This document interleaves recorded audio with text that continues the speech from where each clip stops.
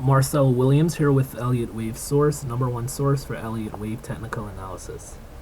Today is December 8th, 2013, and today we'll go over the copper futures and touch on two crosses, the Singapore dollar and the dollar CAD. I'll just start out with the copper futures, currently on the hourly charts.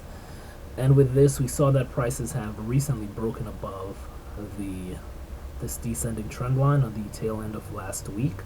So for this week, we're anticipating that prices will push higher, continue to push higher within that wave three impulsive wave, rather. So we saw we had the wave 1 and 2, and then it's anticipating that prices will tend to push higher this week. Now as we jump down on the 15-minute charts to get a better look, so now we saw that wave 1 retraced about 76.4%. So for wave 3, we're anticipating a move towards at least 3.29 to 330 for 100% extension of wave 1, and then it could push as high as 3.38. So that 3.38 level would kind of coincide with a move with this descending trend line, that 3.38 region. So that'll be about right here. Kind of coincide with that. If it falls just a tad short of that, we could see a bounce or a break above. A break and a correction back down, a retest of the descending trend line would be about a 26.4% correction, which would be the inverse of the wave 2 correction. And then we could see wave 5 be the same distance of wave 1. Now shifting gears over to the dollar CAD. And dollar CAD we have been following for some time, have anticipated that it's at that peak is that wave 3, and we are looking for a correction, wave 4 correction, a move towards that 38.2% Fibonacci retracement level, so about 1.053. That's what we're looking for prices to push towards. And as we jump down on the 15-minute charts, last week we were stating that we were looking for prices to break below this ascending trend line, and that would then be our confirmation that we are entrenched in that wave 4, and then at that point we'll look for prices to push lower.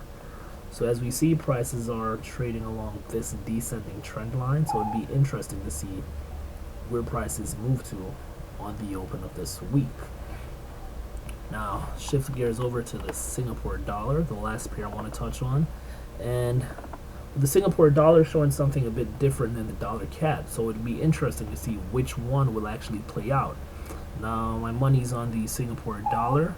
Reason being is that on the hourly charts right now, we see that it's in a current, we have a head and shoulder formation within this pair.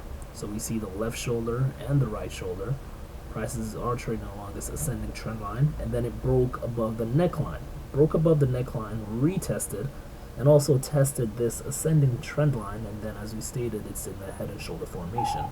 So we should see follow through this week. So this pair is prime for longs at this point.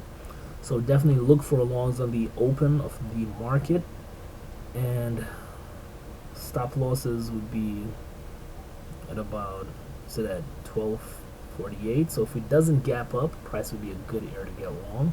But if it gaps up to 125, look to get long, just add a 50 pip stop. So somewhere below 124.5 would be a suitable area to put stop loss, and then we can look for this pair to push significantly higher. I'm anticipating about 127, 126.5. Good area to look for our targets. And now as we jump down on the 15-minute charts, see that we had this labeled as AB, and then this would be our C. Now if we just go off of that to get initial targets, see our 100% move would be at 126, and then that 1.618 move would be 127.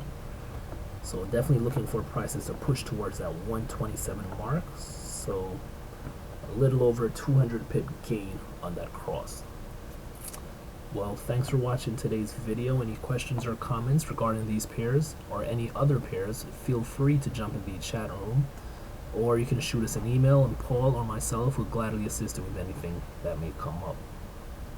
For you guys trading this week, have a safe week trading and good luck.